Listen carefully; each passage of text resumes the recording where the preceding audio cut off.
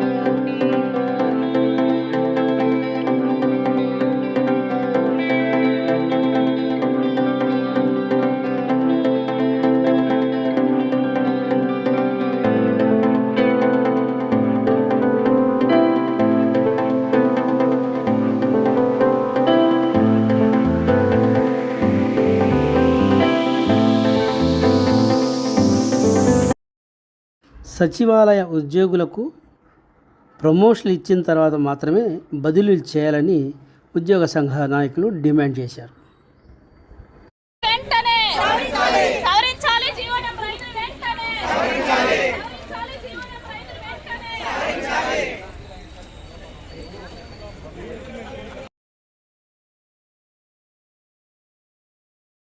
కూడా అన్ని ఉద్యోగ సంఘాలు అదేవిధంగా సచివాలయ ఎంప్లాయీస్ ప్రతి ఒక్కళ్ళు కూడా ఈ రోజు రాష్ట్ర వ్యాప్తంగా అన్ని కలెక్టరేట్లలో కూడా వింతపత్రాలు అందజేస్తా ఉన్నాము. దీనికి ప్రధానమైనటువంటి కారణం ఈ రోజు బదిలీని ఏదైతే ఈ రోజు సచివాలయ ఉద్యోగులకి బదిలీ ఇస్తా ఉన్నారో జీవో నెంబర్ 5ను తీసుకొచ్చారో వెంటనే జీవో నెంబర్ 5ను సవరించాలని చెప్పేసి మేము కోరుతా ఉన్నాం. ఎందుకు అంటే జీవో నెంబర్ 5 ద్వారా ఈ రోజు మున్సిపాలిటీ టు మున్సిపాలిటీ ట్రాన్స్ఫర్ చేస్తాము, సొంత మండలాల్లో మీకు ఉద్యోగ అవకాశాలు కల్పించమని చెప్పేసి ప్రభుత్వం చెప్పడం జరిగింది. దీన్ని సచివాలయ ఉద్యోగులందరి తరఫున కూడా తీవ్రంగా వ్యతిరేకిస్తా ఉన్నాము. ప్రధానమైనటువంటి కారణం ఈ రోజు మేము చేస్తుంది 30,000 రూపాయలకి క్లాస్ 4 ఎంప్లాయీస్ కి మీరు ఏ విధంగా మున్సిపాలిటీ టు మున్సిపాలిటీ ఇస్తారని చెప్పేసి మేము అడుగుతా ఉన్నాం. జీపీని క్రైటీరియాగా తీసుకోవాలి, వార్డులను క్రైటీరియాగా తీసుకొని మాత్రమే ప్రమోషన్ ఈ రోజు బదిలీ ఇవ్వాలని చెప్పేసి మేము కోరుతా ఉన్నాం. అదేవిధంగా మేము 5 సంవత్సరాల సర్వీస్ ను పూర్తి చేసుకుని ఉన్నాం కాబట్టి ప్రమోషన్స్ ఇచ్చిన తర్వాతనే బదిలీని చేపట్టాలని చెప్పేసి కూడా ఈ రోజు సచివాలయ ఉద్యోగుల సంఘంగా మేము కోరుతా ఉన్నామని చెప్పేసి ఈ రోజు కలెక్టరేట్ లో ఇక్కడ సమావేశం అవ్వడానికి కారణం ఏంటంటే మాకు ట్రాన్స్ఫర్స్ అనేది జరుగుతున్నాయి. జీవో నెంబర్ 5ని ఇచ్చారు మాకు ట్రాన్స్ఫర్స్ విషయం అయ్యి.